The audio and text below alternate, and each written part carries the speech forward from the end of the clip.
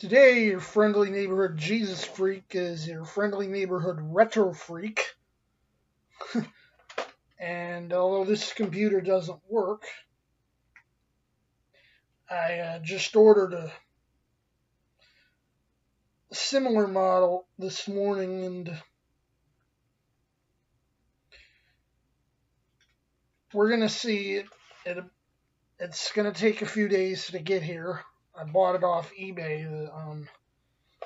The seller says it boots up, it gets to the desktop, but hasn't been able to test it because no keyboard and no mouse. Well,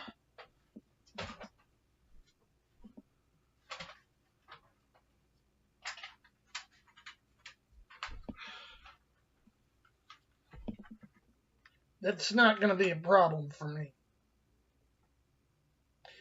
I bought it because it's one of a small number of models that support specific piece of hardware that I want to use. And it's probably going to take a little bit of work. I'm going to have to buy some additional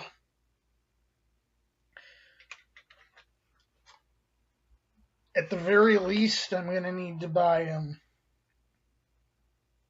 probably a USB floppy drive and some blank discs so I can get stuff over. We'll see how it comes out. You've probably seen that one beat up old computer I showed here earlier, and it's the same idea. You see, I grew up with the Apple IIe, so I have a special place for it in my heart. And if I can't get that IIe working the way I like it, I'm going to try to get a Macintosh LC working and use it like a IIe. We'll see how this works.